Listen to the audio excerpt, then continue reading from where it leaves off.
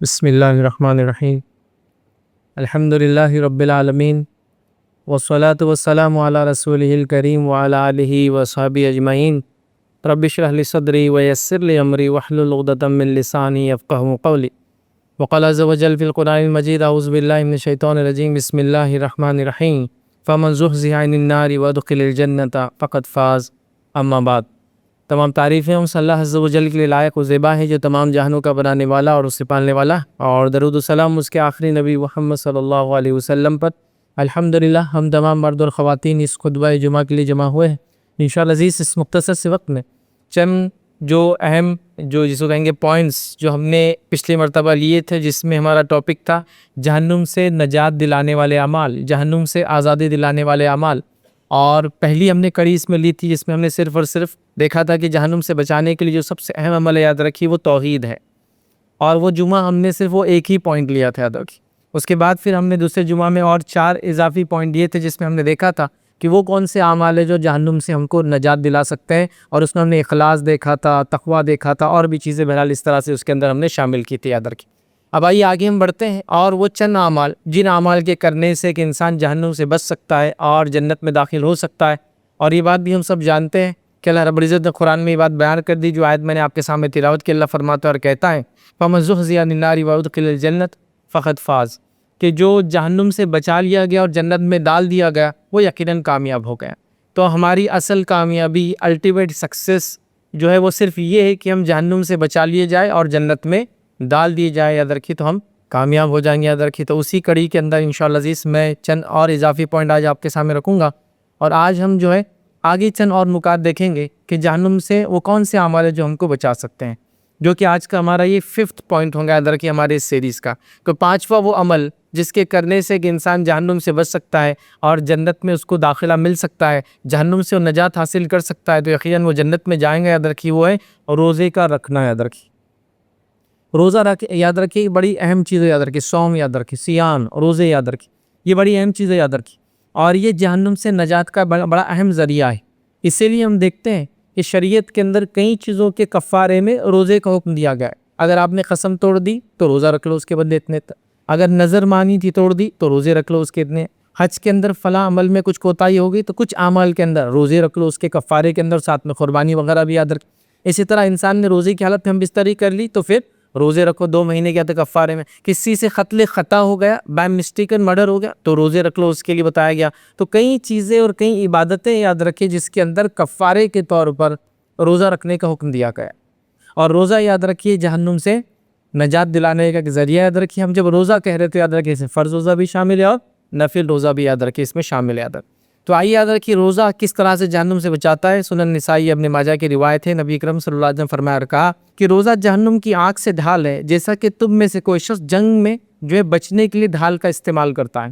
تو یہاں اس حدیث کے اندر نبی اکرم صلی اللہ علیہ وسلم فرما رہے روزہ جو ہے جہنم سے ڈھال ہے۔ کیسی ڈھال ہے؟ جیسا کہ تم میں سے کوئی شخص آگ سے بچنے کے لیے، مطلب جنگ کے اندر جو اپنے آپ کو سیف گارڈ کرنے کے لیے ڈھال رکھتا ہے، روزہ اسی طرح سے یاد رکھیے ایک ڈھال ہے، آگ سے ڈھال ہے یاد رکھ۔ تو ہمیں روزہ رکھنا چاہیے یاد رکھیے، روزہ آگ سے ڈھال ہے یاد رکھیے، مطلب آگ سے حفاظت کا ذریعہ یاد رکھیے، اور یہ نہ صرف ذریعہ ہے بلکہ ایک ایسا ذریعہ ہے کہ ایک دوسری روایت کے اندر آتا ہوا اتنا دور کر دیتا ہے، جو صحیح بخاری اور صحیح مسلم کی روایت ہے۔ آپ صلی اللہ علیہ وسلم فرما رکھا جس شخص نے جو ہے اللہ کی راہ میں ایک روزہ رکھا تو اللہ تعالیٰ اس کے بدلے اس کے چہرے کو جہنم سے 70 سال کی مسافت دور کر دیتا ہے۔ جس نے اللہ کی خاطر ایک روزہ رکھا اللہ تعالیٰ اس کو جہنم سے 70 سال کی مسافت دور کر دیتا ہے، 70 ایئرز کا ڈسٹنس کریٹ کر دیتا ہے وہ اس میں اور جہنم کے اندر، اگر انسان ایک روزہ رکھتا ہے تو یاد رکھیے۔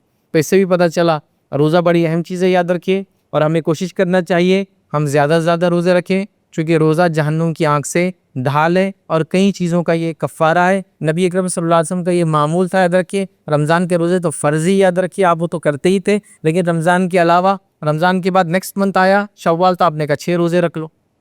اس کے بعد جو ہے ہر ہفتے میں آپ صلی اللہ علیہ وسلم جو پیر اور جمعرات، منڈے اور جو ہے تھرسڈے کا روزہ جو ہے رکھا کرتے تھے۔ اسی طرح آپ ایوری منتھ میں ایام 20 کے روزے، مطلب جو لونار کیلنڈر ہوتا ہے اس کے اندر جو 13، 14 اور 15 جس کو ہم کہتے ہیں لونار کی جو ڈیٹ ہوتی ہے اس میں آپ ایام 20 کہتے ہیں، وہ 3 روزے رکھتے ہیں۔ اس کی فضیلت بتائی جو سال بھر رکھے گویا اس نے کل دہن ساری زندگی روزہ رکھا، سارا وقت روزہ رکھا، چونکہ ایک عمل کا بدلہ اللہ 10 تک بڑھا دیتا ہے. تو 3 روزے آپ نے مہینے میں رکھ لیے تو 30 کا اجر ملا. اگر پورے سال رکھے گویا آپ نے سارے سال روزہ رکھے. تو یہ کہا یاد رکھیں. اس کے علاوہ بھی نبی اکرم صلی اللہ علیہ وسلم اور بھی روزے رکھتے. جیسے آپ سے ان کے تعلق سے آتا ہے کہ آپ 1 سے لے کر 9 تک ذی الحجہ کے روزے رکھا کرتے تھے اور یہ ہمیشہ رکھتے تھے. اسی طرح روایت میں آتا ہے کہ آپ نے جو محرم کے روزے رکھے کثرت سے رکھے اور 10 کا بھی روزہ رکھا یاد رکھیں. اسی طرح آپ صلی اللہ علیہ وسلم کے تعلق سے آتا تھا کہ آپ شعبان میں بھی روزے کثرت سے رکھا کرتے تھے. پورے من کے نہیں لیکن بہت رکھا کرتے تھے یاد رکھیں. تو گویا نبی اکرم صلی اللہ علیہ وسلم کے معمول سے پتہ چلتا ہے ہم نے بھی کثرت سے روزے رکھنے چاہیے. روزہ جہنم کے ایک طرح سے آگ سے ہمارے نجات کا، پناہ کا، ڈھال کا، حفاظت کا، بچاؤ کا ذریعہ یاد رکھیں. کچھ نہ ہو سکے تو کم از کم آج کل لوگ صحت کے بہت زیادہ قائل ہے تو لوگ بتا رہے ہیں کہ انٹرمیٹڈ فاسٹنگ آپ کو کرنا چاہیے. دن میں اتنے گھنٹے نہیں کھانا چاہیے، اتنے گھنٹے کھانا چاہیے. تو ہفتے میں صرف 2 دن روزہ رکھ لیا وہ اس کا برابری، اس کا متبادل ہے یاد رکھیں. چونکہ ہفتے کے 7 دن میں سے آپ نے 2 دن روزہ رکھا، پیر اور جمعرات کا ثواب ملا. انٹرمیٹڈ فاسٹنگ کی فاسٹنگ بھی ہو گئی. باڈی نے اپنے آپ کو اور جس کو کہیں گے واپس سے تیار کیا اور بھوک کی وجہ سے اپنے ڈیڈ سیلز اور وغیرہ باڈی خود بخود کھاتی، اپنے جو ہے جس کو کہتے ہیں جو ایکسٹرا اس کے اندر چیزیں آتی ہیں اس کو نکال بھی دیتی یاد رکھیں. تو یہ بھی آپ کر سکتے. مہینے میں 3 رکھ لے تو گویا آپ نے 10% آف دا منتھ روزہ رکھ لیا. تو یہ سب چیزیں آلریڈی ہمارے پاس یاد رکھیں موجود ہے. سال میں آپ نے رمضان کے روزے رکھے یاد رکھیں تو اس کے تو بڑے فائدے اور فوائد یاد رکھیں. تو ہمیں روزے کے تعلق سے ایک معمول بنانا چاہیے اور فرض روزوں کے علاوہ بھی کرنا چاہیے. ہمارے ملک عزیز میں انڈیا میں روزوں کا اتنا نفل روزوں کا اتنی پابندی نہیں ہے، لیکن آپ جیسا گلف وغیرہ میں جائیں گے تو ایک عمومی بات ہے کہ جو ہے اگر منڈے کا دن ہے یا تھرسڈے کا دن ہے تو وہ آدمی روزے سے ہوں گا. ایک دم ایسا کامن ہے، مطلب کہ کچھ لوگ منڈے کو کھانا کھائیں گے آپ کے ساتھ، کچھ لوگ کھانا نہیں کھائیں گے لنچ، اس لیے کہ وہ روزے سے ہیں. وہاں کامن ہے، یہاں تھوڑا سا کامن نہیں ہے تو تھوڑا مشکل ہوتا ہے. دوسرا یہ کہ آپ نے روزہ رکھ لیا تو آپ اللہ کے ولی بن جاتے ہیں سماج کے اندر. اب وہ بھی آدمی کبھی کبھار مشکل ہوتا ہے برداشت کرنا. مثال کے طور پہ ایک آدمی روزہ رکھا ہے لیکن اس سے خطا بھی ہو گئے. ہاں بڑے روزے رکھے پھر جمعرات کے، لیکن یہ غلطی بھی کر رہے. مطلب ایک آدمی کی نیکی سے اس کے گناہوں کا کیا معاملہ کہ اگر وہ نیکی کر رہا ہے تو وہ اگر گناہ ہو رہے تو نیکی بھی چھوڑ دے. ہاں بس یہ بھی پرابلم ہوتا ہے کہ بھائی تم تو پیر جمعرات کے روزے رکھتے ہیں لیکن اسکول کو چھٹیاں مار لے رہے. اب بچہ بولتا ہے مطلب اس کا کیا مطلب کنیکشن ہے کہ میں پھر روزے چھوڑ دوں کیا؟ تو مطلب یہ کہ گناہ کرنا ہے تو نیکی بھی چھوڑ دو. تو یہ بھی مسئلہ یاد رکھیں. تو ویسے نہیں، ایک کامن چیز ہے، ایک سنت چیز ہے، ہونا چاہیے، رکھنا چاہیے، ایک معمول ہونا چاہیے یاد رکھیں. تو یہاں ہم نے دیکھا کہ روزہ جہنم کی آگ سے ڈھال ہے. دوسرا ہم نے دیکھا کہ یاد رکھیں 70 سال کی مسافت دور کر دیتا ہے. ایک اور روایت جامع ترمذی کی، اس میں یہ الفاظ آتا ہے جو شخص اللہ کے راستے میں 1 دن کا روزہ رکھے اللہ تعالیٰ اس کے اور جہنم کے درمیان ایک ایسی خندق بنا دیتا ہے جو اتنی لمبی ہے جتنی زمین و آسمان کا فاصلہ ہے. انسان 1 دن کا روزہ رکھتا ہے تو اللہ اس کے اور جہنم کے درمیان ایک خندق، ایک کھائی، ایک ڈیفرنس کہیے، ایک پارٹیشن بولیے، وہ اتنا کر دیتا ہے، وہ اتنا بڑا ہے جتنا زمین و آسمان کا فاصلہ. اور زمین و آسمان کا فاصلہ کتنا ہے؟ یاد رکھیں ان امیجنیبل. سائنس خود یہ کہہ رہی ہے کہ پہلا آسمان ہماری اس یونیورس کے بعد ہوگا اس کے بعد. اور آج جو یونیورس کو ہم دیکھ سکتے ہوئے 2 ٹریلین لائٹ ایئرز دیکھ سکتے ہیں، اس کے بعد ہوگا. مطلب فاصلہ مطلب میں کہہ رہا ہوں ان امیجنیبل ہے. سپر کمپیوٹرز لگیں گے سے حساب لگانے کے لیے کتنا ہو رہا ہے. پہلے آسمان سے ابھی پہلا آسمان نہیں ہے، وہ کہہ رہے اس کے آگے بھی گیلیکسیز ابھی باقی ہے، اس کے آگے بھی دنیا دیکھنا باقی ہے، اس کے آگے بھی اور ڈسٹنسز ہو سکتے. بہرحال اتنا فاصلہ اللہ تعالیٰ جو ہے جتنا زمین اور آسمان کے بیچ میں اتنا کر دیتا. صرف 1 دن کا روزہ اگر کوئی شخص رکھتا ہے یاد رکھے تو ہمیں کوشش کرنا چاہیے یاد رکھے کہ ہم کثرت سے نفل روزے رکھیں، معمول بنائیں. ویکلی ہو سکتا ہے جو 2 ویکلی 2 نہیں ہو رہے تو منتھلی ایٹ لیسٹ 3 جو ایام 20 کے ہوتے ہیں کوشش کریں. یا اس کے علاوہ رمضان کے علاوہ شوال کے ہو گئے، پھر ذی الحجہ کے ہو گئے، پھر جو ہے محرم کے ہو گئے. کچھ نہ کچھ کرتے رہنا چاہیے یاد رکھیں تاکہ روزوں کا نفل روزوں کا معمول ہمارا بنا رہے اور چلتا رہے. آئیے آگے کا پوائنٹ دیکھتے ہیں. ہم 6 پوائنٹ یاد رکھیں جہنم سے نجات دلانے میں اعمال میں یاد رکھیں جو ہم دیکھیں گے. بڑا اہم پوائنٹ ہے یاد رکھیے، اور بہت سارے لوگ اس کے تعلق سے مجھ سے پہلے بھی سوال کر چکے ہیں. وہ پوائنٹ اس طرح سے یاد رکھیے کہ 40 دن تک تکبیر اولیٰ کے ساتھ جو با جماعت نماز پڑھیں گا وہ جہنم سے دور ہو جاتا ہے. یاد رکھیے لوگوں نے سوال یہ کیا تو یہ روایت صحیح ہے؟ نہیں، کئی بار سوالات آئے تھے تو یہ روایت صحیح ہے. یاد رکھیے 40 دن تک جو تکبیر اولیٰ سے مراد امام کے ساتھ ہوگا. پھر کیونکہ آپ کی تکبیر اولیٰ کے ساتھ مطلب کوئی پڑھا رہا ہے تو آپ پڑھ رہے ہیں. با جماعت جو شخص نماز پڑھیں گا، فرض نماز ہے، تو وہ جو ہے جہنم سے دور کر دیا جاتا ہے. آئیے حدیث کے الفاظ اس طرح سے یاد رکھیں. جامع ترمذی کی روایت ہے، نبی اکرم صلی اللہ علیہ وسلم نے فرمایا کہا جو شخص اللہ کی رضا کے لیے 40 دن اس طرح با جماعت نماز پڑھے کہ تکبیر اولیٰ بھی فوت نہ ہو. مطلب یہ ہے کہ وہ امام کے ساتھ رہے اور امام جب کہتا اللہ اکبر وہ اس کے ساتھ اللہ اکبر کہے. ساتھ سے وہاں ایک دم سنکرونائز میں بھی نہیں, اس کا کہنے کے بعد وہ اپنا کرے. مطلب ساتھ تھا, وہ جماعت میں کھڑا تھا, صف میں کھڑا تھا, پہلی دوسری تیسری وہ کوئی مسئلہ نہیں, صف میں کہاں کھڑا تھا, لیکن تکبیر اولیٰ میں تھا وہ. تو 40 دن تک جو یہ کرے گا, یاد رکھیے, تو نبی اکرم صلی اللہ علیہ وسلم فرماتے ہیں کہ تکبیر اولیٰ بھی اس کی فوت نہ ہو تو اس کے لیے 2 چیزیں لکھ دی جاتی ہیں, 2 باتیں اس شخص کے لیے لکھ دی جاتی. پہلا, جہنم کی آگ سے نجات لکھ دی جاتی ہے, اور دوسرا, نفاق سے اس کو بری کر دیا جاتا ہے. مطلب بری و ذمہ ہو جاتا ہے نفاق کے معاملے میں. تو یہ شخص کو 2 فائدے ہوتے ہیں. آخرت کا فائدہ جہنم سے بچیں گا, دنیا کے فائدہ نفاق سے بری کر دیتا اللہ تعالیٰ اس شخص کو. کہ شخص کو جو 40 دن تک امام کے ساتھ تکبیر اولیٰ میں اس کے ساتھ نماز پڑھے باجماعت, تو اس کو یہ فضیلت اور یہ 2 فائدے ملتے. پہلا سب سے اہم ہمارے لیے یاد رکھیے, وہ جہنم سے نجات.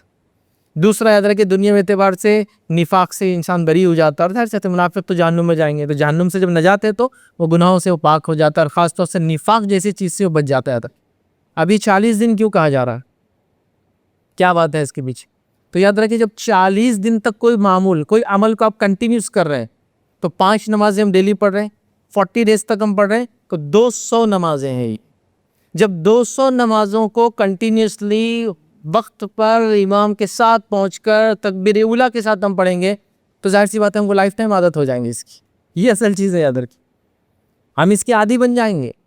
اگر کوئی اس کو یہ معنی میں لے رہا ہے کہ میں 40 دن تک تکبیر اولیٰ کے ساتھ نماز پڑھوں گا, جس کے لیے میں کچھ لوگ اپوائنٹ کر دوں گا, پی ایز وغیرہ, جو مجھے لے جا کے کھڑے کر دے صف میں, اگر میں لیٹ ہو رہا ہوں تو امام کو کہے رک جائیے, وہ صاحب آ رہے ہیں, پھر وہ کر لوں. پھر 40 دن کے بعد میں کہوں کہ اب نماز کی مجھے ضرورت نہیں, چونکہ جہنم سے میں بری ہو گیا, نفاق سے میں بچ گیا.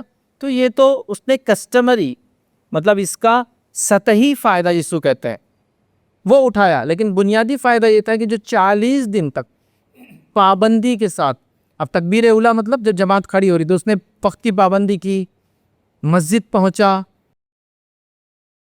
امام کے پیچھے کھڑا رہا, اس کے بعد اس کے ساتھ نماز پڑھی, یاد رکھے, تو اس کو یہ فائدہ ملے گا. جب 40 دن تک یہ عمل کوئی کرتا ہے تو اس کو زندگی بھر عادت ہو جانی چاہیے. اور کچھ سائنٹیفک سٹڈیز بھی موجود ہے, یاد رکھیں کہ 30 ڈیز تک اگر آپ کوئی کام کو مسلسل کرتے رہے, چاہے تھوڑا سا کیوں نہ ہو, آپ کو لائف ٹائم وہ چیز یاد ہو جاتی ہے اور وہ کام آپ کر سکتے ہیں. لیکن یہ افسوس کی بات ہے, یہ تب ہوتا ہے جب مینٹلی ہم نے یہ سوچا کہ یہ کام کو ہمیں ہمیشہ کرنا ہے, جس کے لیے ہم 30 ڈیز کوشش کر رہے ہیں. رمضان آ رہا ہے, 30 دن تک عبادت ہے, روزہ, نماز, تلاوت قرآن, اذکار, صدقات ہم سب کر رہے ہیں, تہجد کا اہتمام, راتوں میں جاگ کر اللہ کی عبادتیں, مختلف چیزیں کر رہے ہیں. لیکن 30 دن کے بعد ہمارا مائنڈ بولتا ہے ہو گیا تم نے جو اچیو کرنا تھا اب چھوڑ دو. تو گویا وہ ذہن چونکہ ہم نے بنایا نہیں, تو ذہن نے اس کو یاد نہیں رکھا کہ مجھے لائف ٹائم نمازیں پڑھنا ہے. جب میں 150 نمازوں کو پڑھ رہا ہوں ایک ساتھ اور مسلسل پڑھ رہا ہوں, تو یہ کیوں نہیں کر سکتا ہوں؟ تو لیکن ہم اس کو تیار نہیں. ہم کیا کریں, قربانی کا مطلب ہی جانور ذبح کر دینا, نفس کی قربانی, وقت کی قربانی, مال کی قربانی, یہ سب نہیں. یہ اس کا معنی ہے جانور کو رسمی طور سے لانا, قربانی کرنا, اس پہ بھی اگر میرے جانور نے تیرا چارہ کھایا اس پہ لڑنا بھی, اس کا وہ قربانی کا جذبہ بھی نہیں آئے کہ ہم باپ کر دینا. تو ہم کسٹمریلی چیزوں کو کر رہے ہیں. اگر حقیقتاً کرے, چونکہ میں یہ 40 دن کا کیوں کہہ رہا ہوں, بہت ساری جگہ لوگ ایسے پروگرام آرگنائز کرتے, 40 ڈیز نماز کا اہتمام, سب ایک دوسرے کو اٹھا رہے, لیکن 41 دن سب غائب ہو جاتے ہیں. تو اس کا مطلب یہ جو حقیقی فائدہ تھا یہ نہیں اٹھایا. 40 دن آپ نے عبادت کی, لیکن اس کا فائدہ جو ہونا چاہیے تھا, باڈی کو عادت ہو جانا چاہیے تھا اس چیز کی, وہ چیز زندگی بھر کے لیے یاد ہونا چاہیے تھا, وہ نہیں ہو رہی.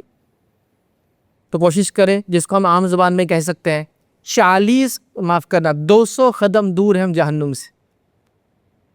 مطلب صرف 200 قدم اٹھا لو, ہمیشہ کے لیے اس سے بری ہو کے نکل جائیں گے.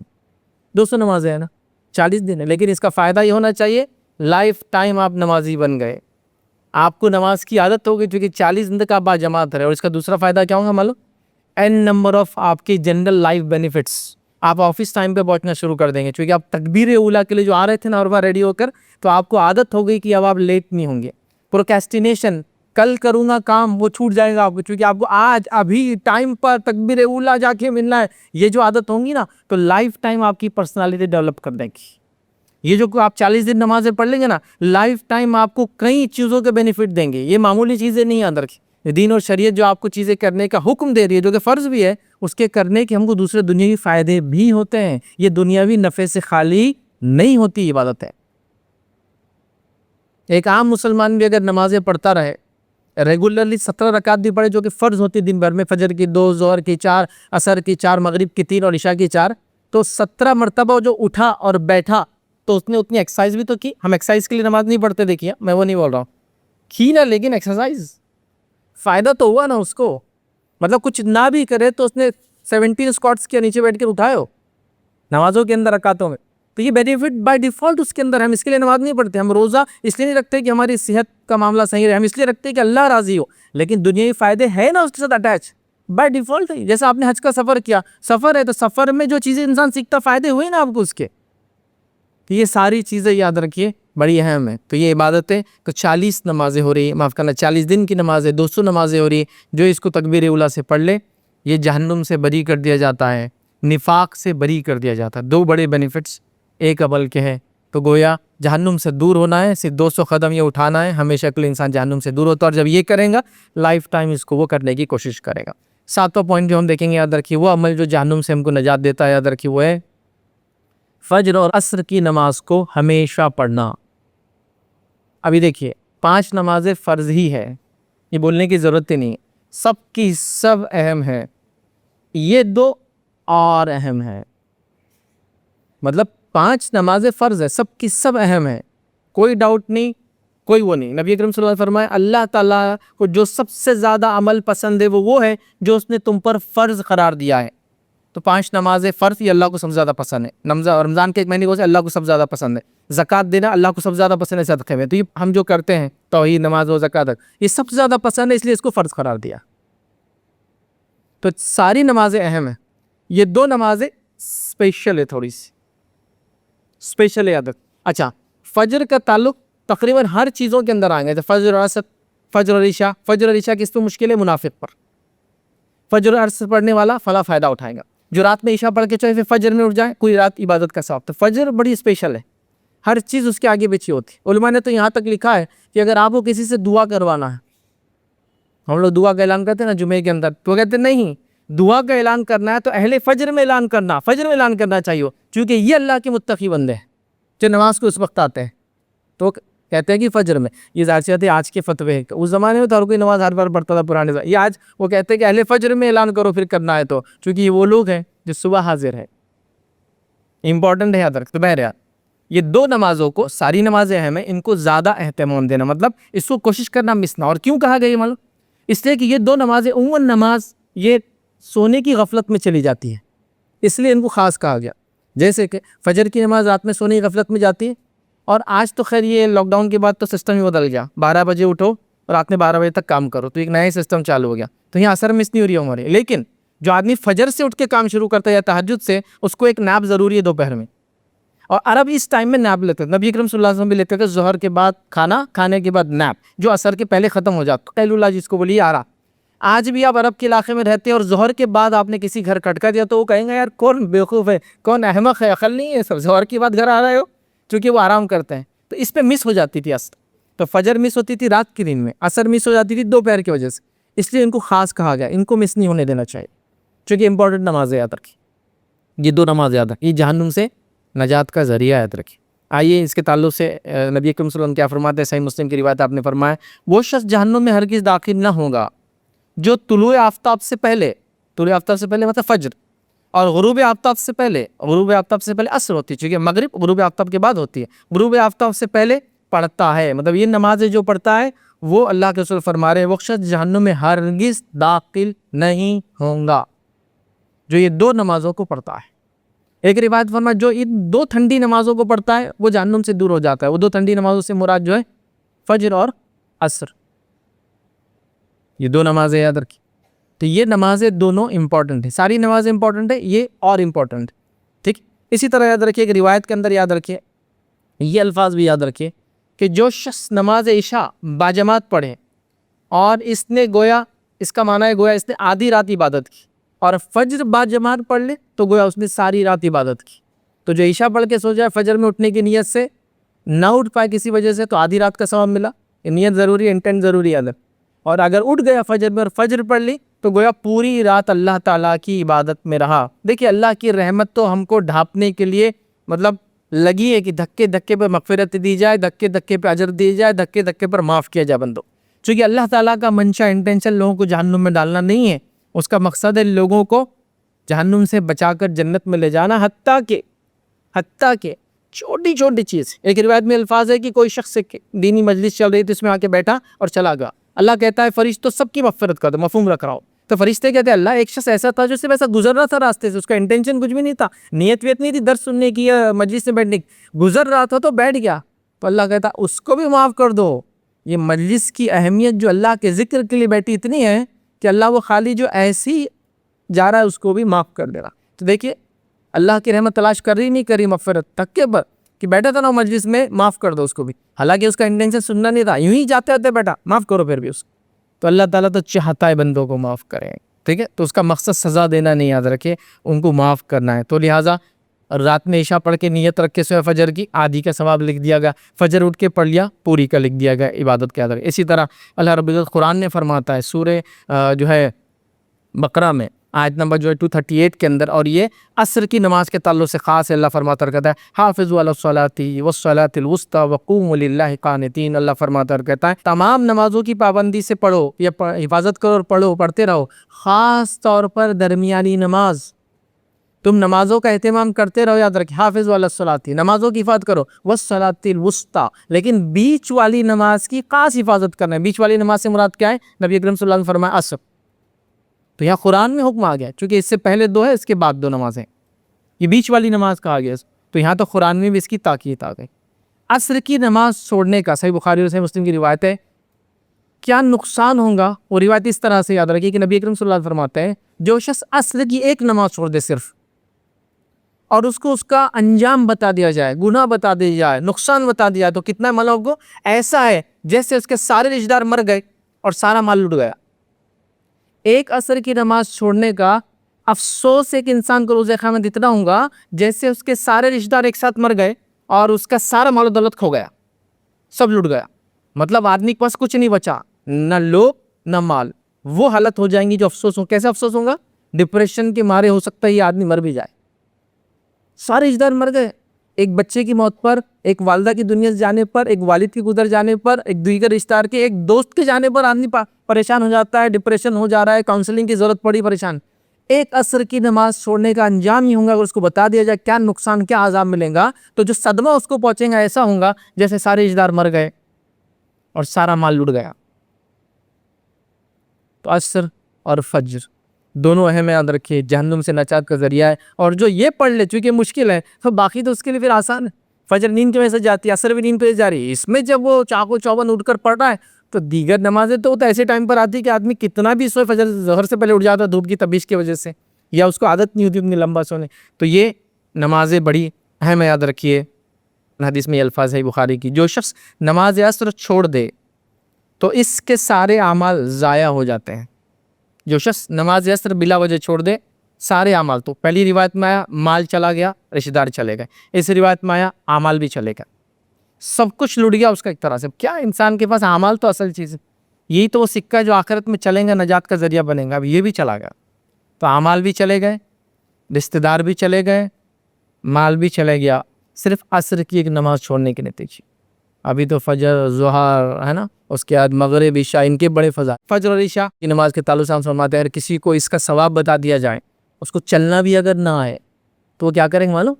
اپنی کولے اور اپنی شرمگاہ کی بار رگڑ رگڑ کے مسجد تک آئیں گا.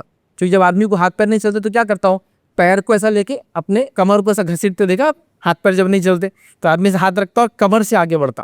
تو ویسے چل کے آئیں گے تم، لیکن چھوڑیں گے نماز. میرا مقصد ابھی نمازوں کے فضائل نہیں ہے، ورنہ میری آلریڈی ایک لیکچر آن لائن ہے جو نماز اور اس کی اہمیت یاد رکھے، اس کو ہم دیکھیں. اس میں بہت تفصیل میں ایک ایک نماز کا تذکرہ، ان کے فائدے ہم نے دیکھے.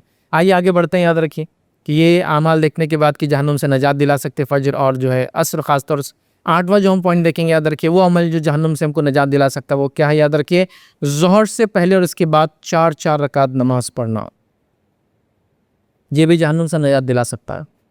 اب دیکھیے ظہر کی عام نمازیں جو ہے 4 موقعہ، 4 فرض اور 2 موقعہ، یہ نبی اکرم صلی اللہ علیہ وسلم کا معمول تھے. لیکن یہ جو روایت میں خاص ہے، مطلب یہ روایت کے اعتبار سے جس کو یہ فائدہ اٹھانا ہے تو اس کو ظہر سے پہلے بھی 4 پڑھنا پڑے گی اور ظہر کے بعد بھی 4 ہے. حالانکہ اللہ کے رسول 2 ہی پڑھتے تھے، وہ موقع ہے، لیکن یہ فائدہ اٹھانا ہے تو 4 پڑھنا پڑیں گے.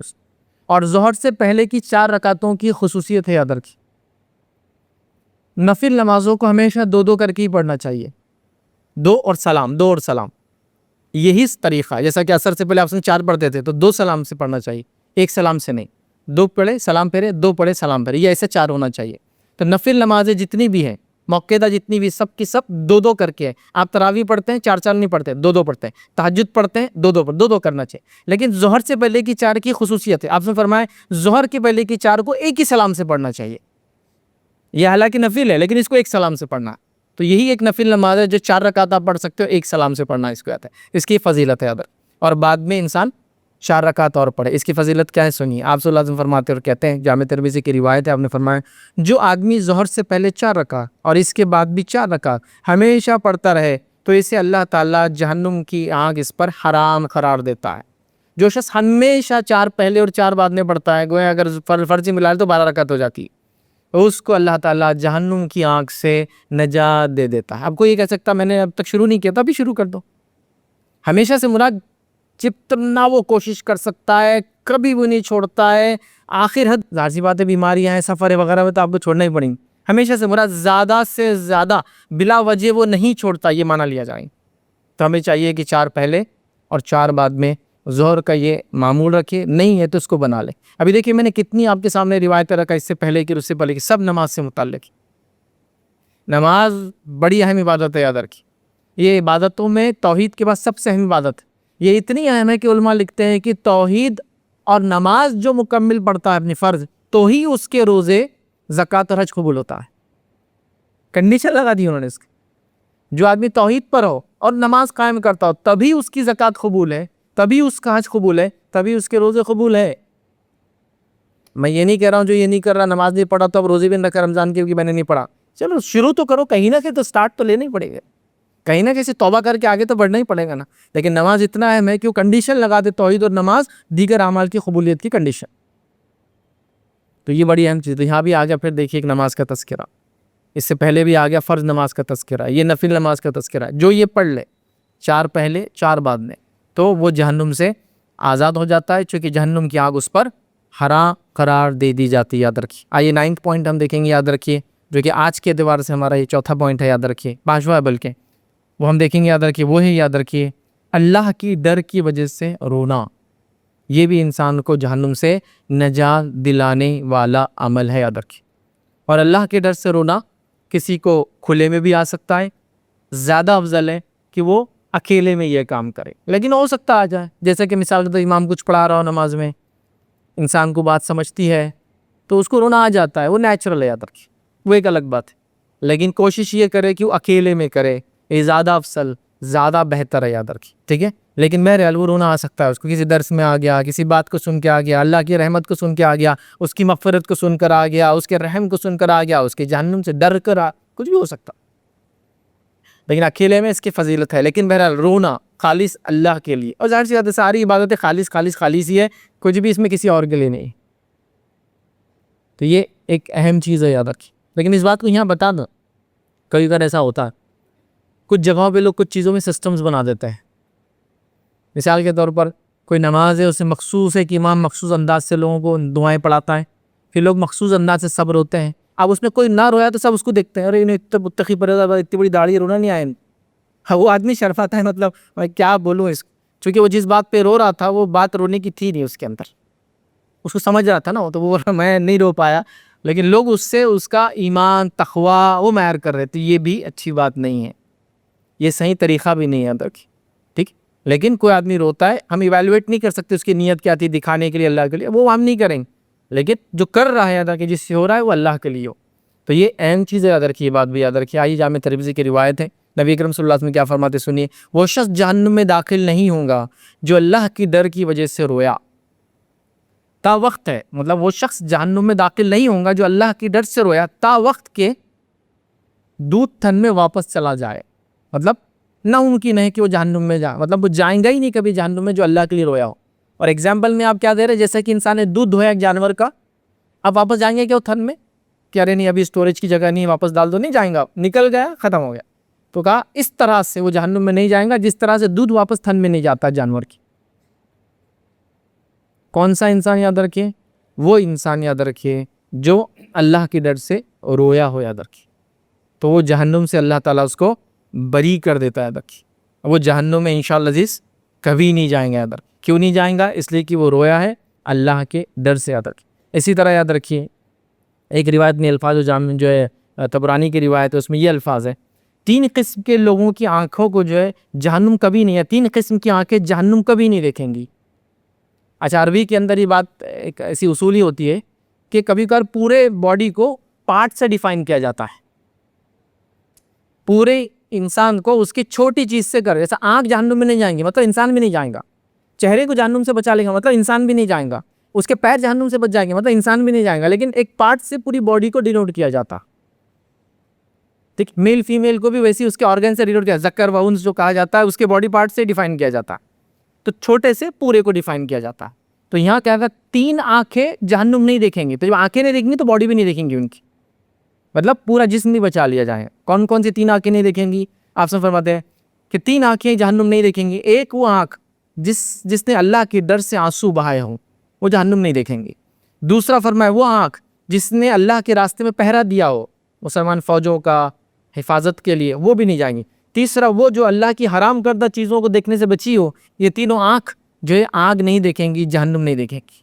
تو اس کے اندر بھی کیا ایک لفظ جو پہلا ہے جو اللہ کے لیے روئی ہو وہ جہنم کو نہیں دیکھیں گی آنکھ. آتا ہے مطلب وہ جسم جہنم میں نہیں جائیں گا جو اللہ کے لیے رویا ہو جاتا ہے. اور اللہ کے لیے انسان تب روئیں گا جب اس کو اللہ رب العزت کیا تعارف ہوں گا، وہ اپنے رب کو پہچانیں گا، اس نے کیا احسانات کی وہ جانیں گا، اس کے رب نے اس کے لیے کیا کیا تیار کیا وہ سمجھیں گا، اس کے رب نے اس پہ کتنا رحم اور کرم کیا وہ جانیں گا. تب وہ یہ سب چیزیں یاد رکھیے اس کو ہوں گی یاد رکھ. اسی طرح صحیح بخاری اور صحیح مسلم کی روایت ہے اور بڑی مشہور روایت ہے، لمبی ہے. 7 لوگ جو اللہ کے عرش کے سائے میں ہوں گے اس روز جس روز سایہ نہیں ہوگا. پوری روایت نہیں دیں گے، اس میں سے خالی یہ ہم پارٹ لیں گے. اس روایت کے یہ الفاظ ہے 7 افراد ایسے جنہیں اللہ تعالیٰ اپنے عرش کے سائے میں جگہ دے گا اس دن جس دن عرش کے سائے کے علاوہ کوئی سائے نہ ہوگا. اس میں ایک شخص وہ ہے جس نے اکیلے میں اللہ تعالیٰ کو یاد کیا ہو اور اس کی آنکھیں روئی ہو. جس نے اکیلے میں اللہ تعالیٰ کو یاد کیا ہو اور اس کی آنکھیں روئی ہو، یہ آدمی بھی عرش کے سائے میں ہوگا. اور جیسے عرش کے سائے میں ہوگا مطلب جہنم سے نجات پائیں گا، مطلب وہ جنت میں جانے والا ہوگا. چونکہ یہ بہت خاص چنے ہوئے لوگ ہیں 7. ویسے عرش کے سائے کے علاوہ بھی کچھ سائے ہے، تقریباً 12 یا 13 سائے آتے ہیں روایتوں میں، جس میں 7 یہ اور دوسری روایتوں میں سورہ بقرہ کا سایہ، سورہ آل عمران کا سایہ، صدقات کے سائے میں لوگ ہوں گے اور بھی ایسے سائے یاد رکھیں. تو اللہ کے سائے میں بول کے میرا پورا لیکچر اس میں نے پورے 12 لوگ رکھے کون کون ہیں. تو اس میں اس روایت میں 7 والی جو مشہور روایت ہے اس میں ہے کہ جو اللہ کے ڈر سے اکیلے میں خلوت میں علیحدگی میں مطلب پبلک میں نہیں تھا ہو اور وہاں اس نے رویا ہو، تو یہ آنکھ کو بھی یا اس انسان کو بھی اللہ تعالیٰ جہنم سے بچا لیں گا اور نجات دے گا. یاد رکھیے کتنی بڑی بات ہے، یاد رکھیے کتنی بڑی فضیلت ہے. یاد رکھیے تو ہمیں چاہیے کہ ان چیزوں کو ہم سمجھیں، ان عبادتوں کو ہم سمجھیں. رونے کا معاملہ تو اللہ کی کبریائی بڑائی اس کو پہچاننے کے بعد، اس کا تعارف ہونے کے بعد، اس کے رحم جود کرم اور ساری چیزوں کو جاننے کے بعد انسان خود بخود ہی عمل کرے گا. یاد رکھیے تو اس سے متعلق ہے. تو یہ اعمال تھے یاد رکھیے جو آج میں نے کچھ مناسب سمجھے، جو آپ کے سامنے رکھو وہ اعمال جو جہنم سے نجات دلانے والے. اگلے جمعہ انشاءاللہ عزیز ہم اس لیکچر کو کنٹینیو کریں گے اور اگلے کچھ اور اہم اعمال یاد رکھیے وہ بھی رکھنے کی کوشش کروں گا، چونکہ ہمارا مقصد یہی ہے کہ ہم جنت میں ڈالے جائیں اور جہنم سے بچائے جائے، یا یوں کہوں جہنم سے بچائے جائے اور جنت میں ڈالے جائے. چونکہ یہ بات تو طے ہم دیکھ چکے ہیں، ہر آدمی جہنم پر پیش کیا جائے گا، سب کو جانا ہے. وہ صراط جو ہے سب کو گزرنا ہے. یاد رکھیے اور وہاں سے لوگ گزریں گے، الگ الگ رفتاروں سے گزریں گے اور الگ الگ گناہوں کے نتیجے میں ان کے اعضاء کٹتے بھی جائیں گے، روایت میں آتا ہے، اور گرتے بھی جائیں گے. کچھ پہنچیں گے، کچھ زخمی حالت میں پہنچیں گے، کچھ مکمل طور سے پہنچیں گے، کوئی لائٹ کی رفتار سے نکل کے پہنچ جائیں گا اور پھر ایک جگہ جمع ہوں گے. یاد رکھیے اور اس جگہ جمع ہونے کے بعد ایک دوسرے کو سب معافی تلافی کا ایک سسٹم ہوگا. اس مقام کو خنترہ کہتے ہیں، جہاں سب جمع ہوں گے اور سب پرانے دنیا کے معاملات اللہ مٹا دیں گا ان کے، اور پھر ایک دم پیورسٹ ہارٹ کے ساتھ سب جنت میں جائیں گے. سب بھول چکے ہوں گے اپنے ایک دوسرے کے بارے میں، سب کچھ جو جائیں گا جنت میں سب بھول چکا ہے، رنجشیں، غم، جھگڑے، فتنے، فساد سب بھول جائیں گا، چونکہ یہ سب ختم ہو جائیں گے. تو ہر کسی کو جہنم پہ پیش ہونا ہے، تو جہنم پہ تو پیش ہونا ہے. تو جو جہنم سے بچا لیا گیا اور جنت میں ڈال دیا گیا پھر کامیاب ہو گیا.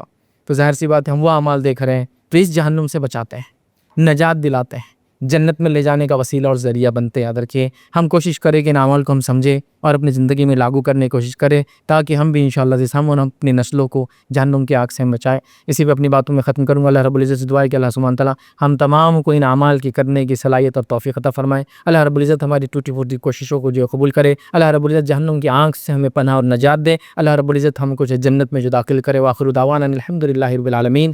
سبحان ربک رب العزت عما یصفون وسلام علی المرسلین والحمدللہ رب العالمین.